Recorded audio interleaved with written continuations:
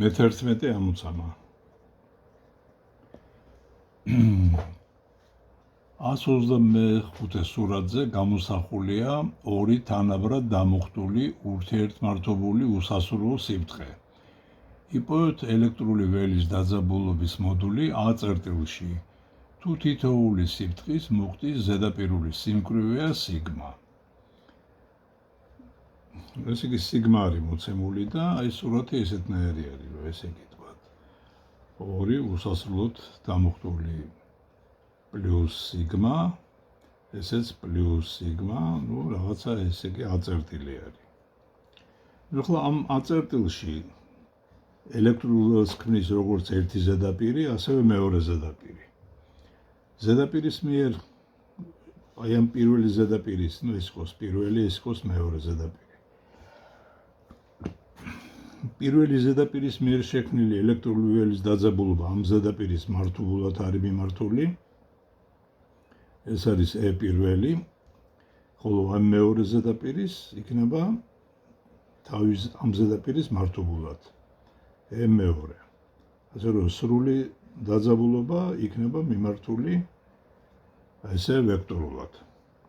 ესე იგი E სრული, ეს არის E პირველს დამატებული E მეორე. ну სიდიდით E1 და E2 ტოლი არის, ამიტომ ესე იგი ეს E სრული შეგვიძლია ვიპოვოთ პითაგორას თეორემით E პირველის კვადრატს პლუს E პირველის კვადრატი, რადგან ერთნაირი არის ფესვი, ესე იგი ორჯერ E1-ის კვადრატისა, ანუ არის E1 ფესვი 2-დან. ხოლო E პირველი არის სიგმა შეფარდებული ორჯერ ეფსილონ 0-ზე, სადაც სიგმა ზედაპირული სიმკვრივე არის. ესე რომ E სრული გამოვა სიგმა შეფარდებული ორჯერ ეფსილონ 0-ზე ფესვი 2-ზე.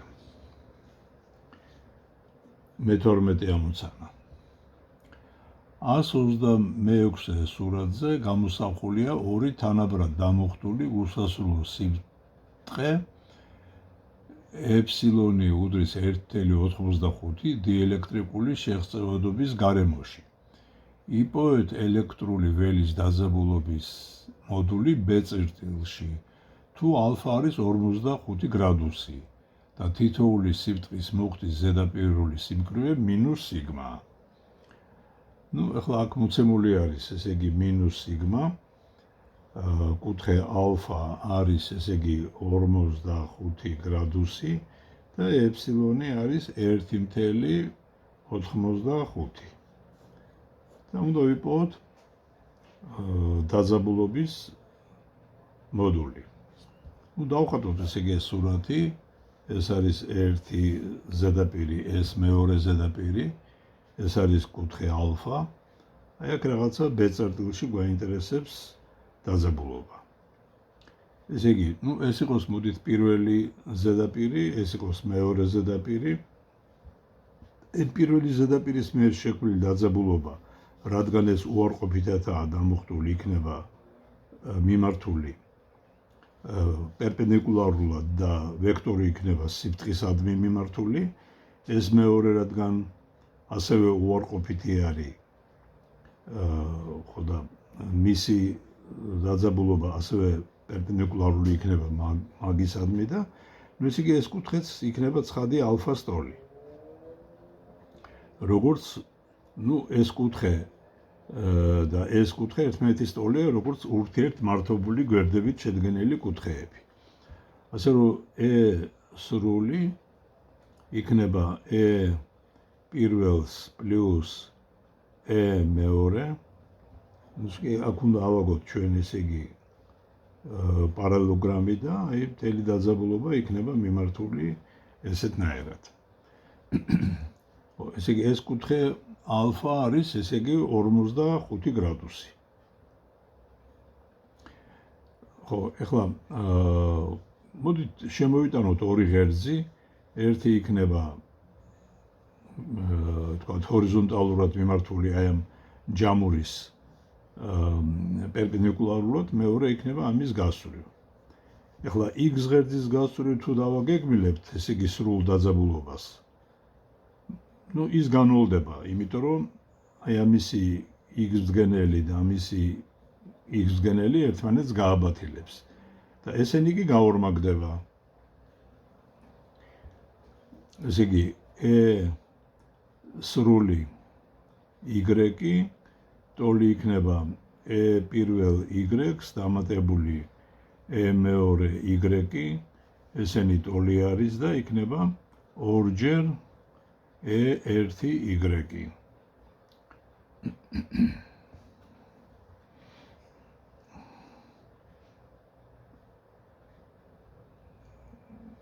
ხო, ესე იგი, ეხლა E1y, აი შეხედეთ. ხო, ესე იგი, ეს კუთხე ხო იყო 45 გრადუსი, ესე იგი, ეს მისი ნახევარი იქნება. ამიტომ ესე იგი, სრული y, ტოლი იქნება ორჯერ კოსინუს ალფა ნახევარი. ანდა ეს იქნება ორჯერ სიგმა შეფარდებული ეფსილონ ნოლზე. ორჯერ ეფსილონ ნოლზე. ესე იგი, ეს ორიანები გაიკვეცება და გამოგვივა სიგმა ეფსილონ, ხო, ეს გამრავლებული კიდე აი გაუმჩა კოსინუს ალფა ნახევარი. ეფსილონ ნოლზე კოსინუს ალფა ნახევარი. ესეთი პასუხი გვექნება. მე-13 ამოცანა. რამდენი ელექტროვოლტით შეიცვლება 4 ნანოკულონი და -3 ნანოკულონი წერტილოვანი მუხტებს შორის ელექტრული ურთიერთქმედების პოტენციური ენერგია ვაკუუმში, თუ მათ შორის მანძილს 6 სანტიმეტრიდან 16 სანტიმეტრამდე გავზდით. ესე იგი, Q პირველი არის, ესე იგი, 4 ნანოკულონი, ეს არის 4 10-9 ხარისხად კულონი, Q მეორე არის -3 ნანოკულონი, -3 10-9 ხარისხად კულონი, საწყისი მანძილი R1 იყო 6 სანტიმეტრი, ეს არის 0.06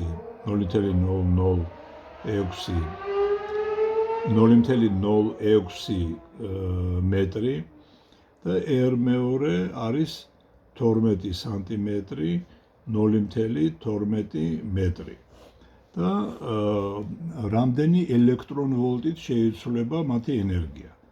დელტა W-ი აღნიშნოთ ენერგიის ცვლილება. საწყისი ენერგია მოიცემა ფორმულით, ესე იგი, მინუს K Q1 Q2-ზე R1. W2 არის მინუს K Q1 Q2-ზე R2. ენერგიის ცვლილება ეს არის W2-ს გამოკლებული W1. ანუ ეს იქნება, უფრო შევიტანოთ მნიშვნელობები, K Q1 Q2-ზე R1 მინუს K Q1 Q2-ზე R2. ახლა აქ გვახსოვდეს, რომ აქ უკვე მოდულები მაქვს შეტანილი. ეს იქნება K Q1 Q2-ზე მოდულებით 1 R1 მინუს 1 R2. აი ესეთნაირად დათვლილი ისა რა ქვია ენერგიის ცვლილება იქნება ჯოულებში გამოსახული. K Q1-ის მოდული Q2-ის მოდულზე 1 R1 მინუს 1 R2. ეხლა ეგრო გადავიყვანოთ ელექტრონვოლტებში, უნდა გვახსოვდეს რამდენი არის ელექტრონვოლტი. ეს იგი ელექტრონვოლტი ეს არის ის მუშაობა, რომელსაც შეასრულებს ელექტრონის ტოლი მუხტი 1 ვოლტ ძაბვის გავლის დროს. ეს იგი, ეს არის ელექტრონის მუხტის სიდიდე გამრავლებული U-ზე, სადაც U 1 ვოლტი არის. ეს არის 1.6 10-19 ხარისხად კულონზე 1 ვოლტზე, ესე იგი, ეს არის 1.6-10-19 ჯოული. მასთან მე 1 ელექტრონ ვოლტი არის 1.6-10-19 ხარისხად ჯოულზე. ახლა ეს რო გადავიყვანოთ, ესე იგი ელექტრონ ვოლტებში, ნუ ცხადი ეს უნდა გავყოთ აი ამ სიდიდეზე. კარგით. მე-14 ამოცანა. რა მუშაობა უნდა შევასრულოთ, რომ დიდი მანძილით დაშორებული ორი ელექტრონი ერთმანეთს 1 მეტრ მანძილზე მიუახლოვოთ. ელექტრონებს შორის ურთიერთქმედების ძალას ხედულობაში ნუ მივიღებთ. ნუ ორი ელექტრონი გვაქვს, ესე იგი Q პირველი უდრის Q მეორეს და უდრის -S, სადაც არის ელექტრონის მოხდი, ნუ რომელიც არის -1.6-10-19 ხარისხად კულონი და მანძილი, რომელიცაც მივუახლოვებთ, არის ესე იგი 1 მეტრი. რა მუშაობა უნდა შესრულდეს? ნუ ენერგიის ცვლილება ეს არის გარეშე მუშაობის ტოლი. ენერგიის ცვლილება ეს არის მეორე მდგომარეობის ენერგიას გამოკლებული საწყისი მდგომარეობის ენერგია. ნუ საწყის მდგომარეობაში ეგენი ნაწილაკები იყო უსასრულოდ შორს ერთმანეთისგან, ამიტომ W1 იქნება 0-ის ტოლი, ხოლო მეორე მდგომარეობის ენერგია იქნება K-E² შეფარდებული L-ზე. ასე რომ ეს შესრულებული მუშაობა უნდა იყოს K-E² შეფარდებული L-ის ტოლი. მე-15 ამოცანა. 1 მეტრი მანძილით დაშორებული 12 ნანოკულონი მუხტისა და 90 მგ მასის ორი წერტილოვანი მუხტი ურთიერთგანზიდვის ძალის მოქმედებით იწყებენ მოძრაობას. გრავიტაციული ურთიერთქმედება არ გაითვალისწინოთ და იპოვეთ მათი მაქსიმალური იმპულსის მოდულები. ნუ მასშტაბები იყო Q პირველი არის ესე იგი 12 ნანოკულონი, Q მეორე არის ასევე 12 ნანოკულონი და მასები ერთნაირი არის. M1 უდრის M2-ს და უდრის 90 გრამს. და უნდა ვიპოვოთ მაქსიმალური იმპულსი. მაქსიმალური რისი ტოლი არის. ახლა აქ სიტუაცია ეგეთი არის, ხო, ნუ საწყისი მანძილი 1 მეტრი იყო, ესე იგი, ნუ აი ეგ დავწეროთ, L იყო 1 მეტრი. მასშტაბი აი ეგ სიტუაცია რომ ეს არის ერთნაირი მოხდები, Q1, Q2, მათ შორის მანძილი იყო 1 მეტრი, იწყებენ განზიდვას. ამ განზიდვის ძალის გამო ესენი დაშორდებიან უსასრულოდ შორს და ამ დროს ის საწყისი პოტენციური ენერგია გარდაიქმნება საბოლოო კინეტიკურ ენერგიაში. ასე რომ პოტენციური ენერგია უდრის საბოლოო კინეტიკურ ენერგიას. კინეტიკური ენერგია ორივეს აქვს. ორჯერ mv² ნახევარი ან და ეს შეიძლება დავწეროთ იმპულსით ორჯერ p² შეფარდებული 2m-ზე. ასე რომ დაიწერება K Q1 Q2-ზე L-ზე უდრის ორჯერ p² შეფარდებული 2m-თან. ეს ორები გაიკვეცება და აქედან იმპულს ვიპოვით.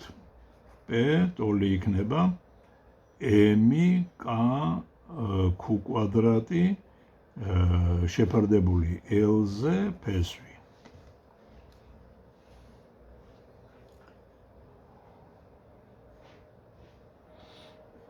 ხო, ეს იყო მე-15 ამოცანა.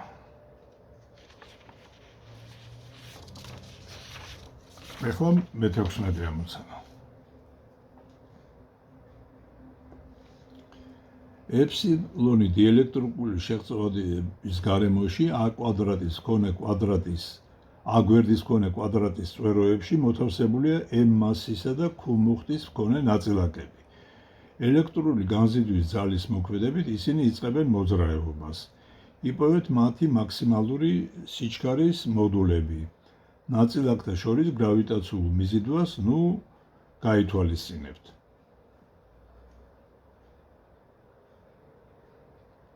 ხო, ესე იგი, აქ მოცემული არის ეფსილონი, მოცემული არის მასა, მოცემულია გვერდი, ზომა კვადრატის და მოცემულია მუხტი Q.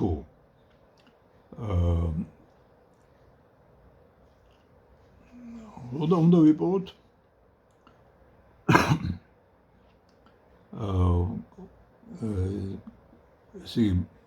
მაქსიმალური სიჩქარეების მოდული. V მაქსიმალური არის კითხვის ნიშნის როლი.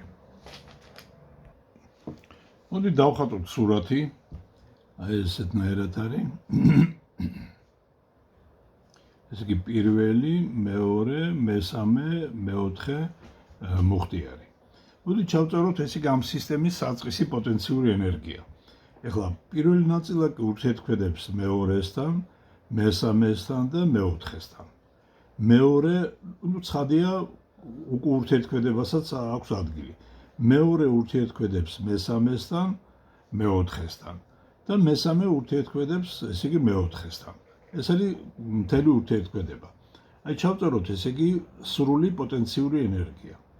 ესე იგი ეს არის W1-4, ისა 1-2 პირველი ნაწილაკის მეორესთან ურთიერთქმედება პლუს პირველისა მესამესთან პლუს პირველისა მეოთხესთან პლუს მეორესა მესამესთან პლუს მეორე მეოთხესთან და პლუს მესამე მეოთხესთან 1 2 3 4 5 6. ესე იგი, 6 ურთიერთქმედება გვაქვს. საერთო პოტენციური ენერგია დაიწერება ესეთნაირად, რომ ეს ამათი ჯამი არის. ეს არის K, მუხტები ერთნაირი არის. პირველი და მეორე ნაწილაკი ამანძილზე არიან დაშორებული, პირველი და მეოთხე, აი ეს არის A-2-დან, ესეც A-2-დან, დანარჩენი A-ები არის. ესე იგი K Q კვადრატი შეფარდებული A-ზე. პლუს ახლა პირველი და მესამე K Q კვადრატი A-ზე. პლუს პირველი და მეოთხე K Q კვადრატი A-2-ზე. პლუს მეორე და მესამე K Q კვადრატი A-2-ზე. პლუს მეორე და მეოთხე K Q კვადრატი A-ზე და მესამე და მეოთხე K Q კვადრატი ისევ A-ზე. ეს არის ესე იგი საერთო ენერგია. მოსდომ ეს 1 2 3 4 ისინი ერთნაირი არის, ესე იგი W პოტენციური იქნება 4-ჯერ K Q კვადრატი A-ზე პლუს 2-ჯერ K Q კვადრატი A-2-ზე. ესეც შეიძლება გავიტანოთ აი ეს K Q კვადრატი A-ზე, აქ იქნება 4-ს, даже 2, კი იყოს ესე 2 შეფარდებული P2-თან. ეხლა ეს პოტენციური ენერგია საბოლოო ჯამში ყველას განზიდავს და ესკენი დაშორდებიან უსასრულოდ ერთმანეთისგან, პოტენციური ენერგიები არ ექნებათ, მაგრამ ყველას ექნება კინეტიკური ენერგია. ამიტომ საბოლოო კინეტიკური ენერგია შეიძლება დავწეროთ როგორც 4-ჯერ mv კვადრატ ნახევარი. ეს საწყისი ენერგია ამ საბოლოო პოტენციურში გარდაიქმნება.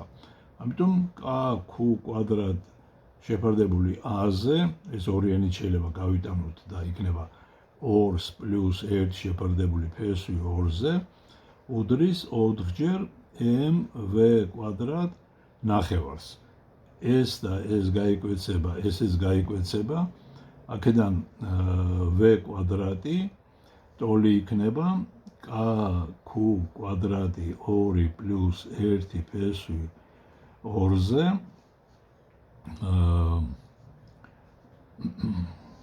შეფარდებული A-ზე და M-ზე.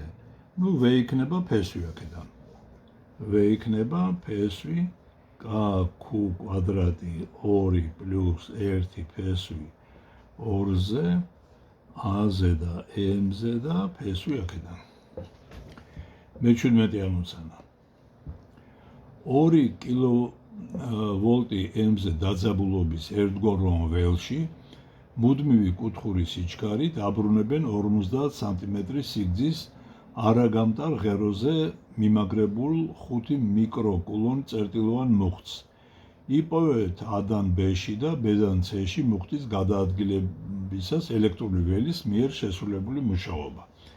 ჩავწეროთ მოცემულობა, ეს კი დაძაბულობა არის 2 კილოვოლტი შეფარდებული მეტრზე, ეს არის 2000 ვოლტი მეტრზე. სიგრძე L არის 50 სანტიმეტრი, ანუ 0 ღერო სიგრძეზე 0,5 მეტრი. მუხტი არის ესე იგი 5 მიკროკულონი, ანუ 5 10-6 ხარისხად კულონი. და უნდა ვიპოვოთ მუშაობა A-დან B-ში და B-დან C-ში გადაადგილებისას. ახლა აქ ხატია სურათი, გადავხატავ ახლა ამ სურათს.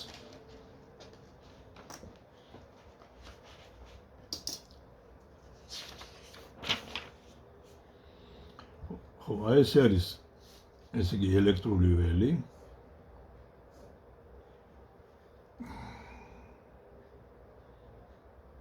ნუ რაღაცა ესე წრეწირზე ბრუნავს, ესე იგი ეს არის A წერტილი, ეს არის B წერტილი, ანუ აი C წერტილი არის ესე. B-დან C-ში. ეს ალფა არის 45 გრადუსი, ნუ ესეც 45 გრადუსია.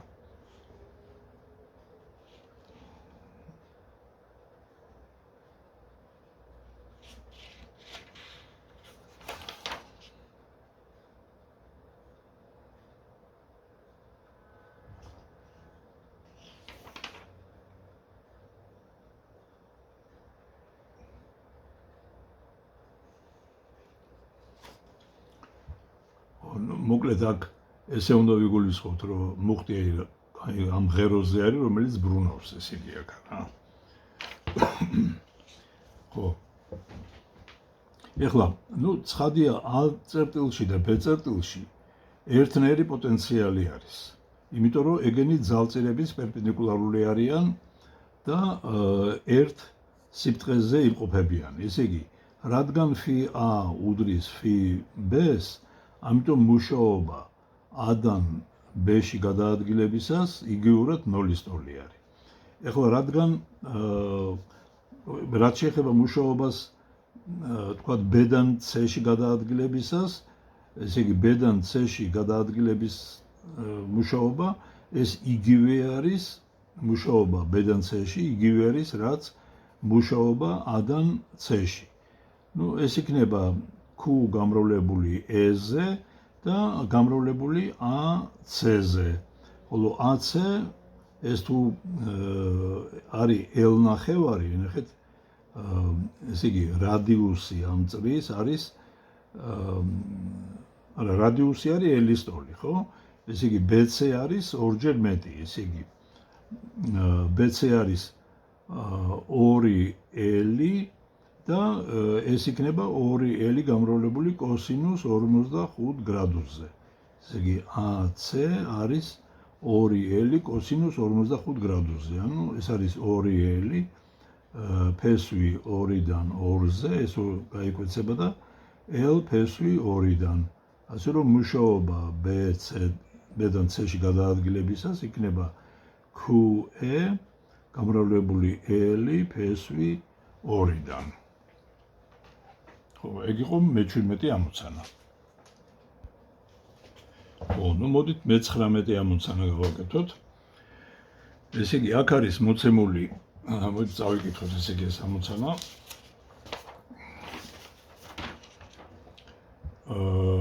გამხოლოებული 48 სანტიმეტრი რადიუსის დამუხტული გამტარი სფეროს ცენტრიდან 24 სანტიმეტრი დაშორებული წერტილის პოტენციალი 60 ვოლტია. გამოთვალეთ სფეროს ზედაპირიდან 96 სანტიმეტრი დაშორებული წერტილის პოტენციალი. ჩავწეროთ მოცემულობა, რადიუსი არის 48 სანტიმეტრი, ესე იგი R პირველი მანძილი არის 24 სანტიმეტრი, პოტენციალი φ1 ამ წერტილში არის 60 ვოლტი და გვეკითხებიან სფეროს მიერ შექმნილ პოტენციალს 96 სანტიმეტრ მანძილზე. Φ 2-ს გვეკითხებიან. ეხლა დავთვალოთ, ესე იგი, დავხატოთ პირველ რიგში სურათი. აი ეს არის ეს ჩვენი სფერო, რომლის რადიუსი არის 48 სანტიმეტრი და ეს რაღაცა პირველი წერტილი, თქვათ A წერტილი, დაშორებულია ცენტრიდან R1 მანძილით, ასე რომ სფეროს შიგნით არის მოთავსებული. ესე იგი, შიგნით ვიცით ველი არ არის, ამიტომ პოტენციალი შიგნით, ესე იგი Φ1, ეს უდრის პოტენციალს ზედაპირზე. მეორე ზედაპირზე პოტენციალი ჩვენ შეგვიძლია გამოვთვალოთ ფორმულით KQ შეფარდებული რადიუსზე. ესე იგი, აი აქედან ჩვენ შეგვიძლია დავთვალოთ მუხტი. უпростоრად მოდით KQ დავთვალოთ. KQ იქნება Φ ზედაპირზე გამრავლებული R-ზე, ხო, და აქედან Φ ზედაპირისა შეგვიძლია Φ1-ით შევცვალოთ. ესე იგი, KQ გამოვა Φ1 გამრავლებული R-ზე, სადაც R რადიუსი არის. ეხლა თუ ჩვენ გვაინტერესებს რაღაცა წერტილში, რაღაცა B წერტილში პოტენციალი, რომელიც ზედაპირიდან L მანძილზე არის დაშორებული, ეს წერტილი ცენტრიდან იქნება დაშორებული L + R მანძილით. ამიტომ Φ2 იქნება KQ შეფარდებული L + R, ხოლო KQ ეს არის ემთხვეში დავწერეთ, ეს არის Φ1 R-ზე შეფარდებული L + R-ზე. ეხლა რადგან მრიცხველში და მნიშვნელში მანძილები არის ერთ და იგივე ხარისხში, ეს არ არის სავალდებულო ეს სანტიმეტრები, რომ მეტრებში გადაიყვანოთ, იმიტომ რომ მაინც გაიკვეცება. ხო, ეხლა მე-20 ამოცანა გვაქვს. ხო, წავიკითხოთ აბა ეხლა მე-20 ამოცანა.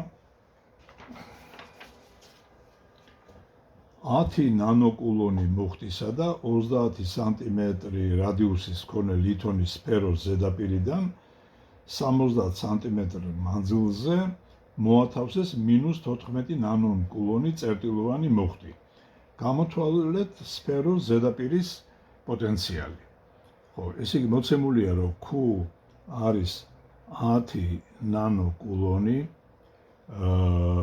რადიუსი სფეროსი არის 30 სანტიმეტრი და Q პირველი არის -14 ნანოკულონი და მანძილი L არის 70 სანტიმეტრი სფეროს ზედაპირიდან და გვეკითხებიან ზედაპირზე პოტენციალი რისი ტოლი არის. ხო. ახლა ნახეთ ეს ამოცანა როგორ უნდა გავაკეთოთ. ესე იგი, ჩვენ გვაქვს ფაქტიურად დამუხტული სფერო და გვაქვს ესე იგი რაღაცა წერტილოვანი მუხტი, ეს დამუხტული სფეროს მუხტი არის Q და გვაქვს წერტილოვანი მუხტი, რომელიც Q1 არის წერტილოვანი მუხტი, იმყოფება აი ამ L მანძილზე, ასე ვთქვათ, სფეროს ზედაპირიდან. ეხლა ეს მოდი ჯერ ვნახოთ, ესე იგი, აი ეს Q1 მუხტი რა გავლენას მოახდენა ამ სფეროზე. პირველ რიგში მოდით ვნახოთ, ესე იგი, მის მიერ შექმნილი პოტენციალი აქ ცენტრში რისი ტოლი იქნება. ესე იგი, ეს პოტენციალი Φ, მოდი ესე დავწეროთ, C-ი აღვნიშნოთ. ეს იქნება KQ1 შეფარდებული L-ს + რადიუსი. ხო, ეხლა სინამდვილეში ეს მუხტი წერტილოვანი აი ამ სფეროზე მოახდენს დამატებითი მუხტების, ესე იგი, ინდუცირებას. მაგრამ რადგან ეს მუხტები ასე ვთქვათ სიმეტრიულად არიან განლაგებული, ესე იგი, აი ამ სფეროზე სიმეტრიულად განლაგდება როგორც უარყოფითი, ასევე დადებითი მუხტები, მათ მიერ ინდუცირებული, ესე იგი, პოტენციალი იქნება 0-ის ტოლი. ესე იგი, წესით აქ უნდა ყოფილიყო კიდე Φ ინდუცირებული მუხტების მიერ შექმნილი პოტენციალი, მაგრამ აი ეს ინდუცირებული მუხტების მიერ შექმნილი პოტენციალი 0-ის ტოლი იქნება, იმიტომ რომ აქ თანაბრად მოხდება ამათი ინდუცირება, როგორც დადებითი, ასევე უარყოფითი მუხტებისა და სფეროზე არიან განლაგებული ისინი ზედაპირზე და ამიტომ გააბათილებენ, ესე იგი, ერთმანეთის გავლენას. ამიტომ ჯამური პოტენციალი ზედაპირზე ეგ იქნება ის, რასაც ქმნის, ესე იგი, ეს Q1 წერტილოვანი მუხტი, პლუს თვითონ ესე იგი ეს Q მუხტი, რომელიც სფეროს ზედაპირზე არის. ასე რომ φ ზედაპირზე ეგ იქნება KQ შეფარდებული R-ზე პლუს KQ1 შეფარდებული L-ს პლუს R-ზე.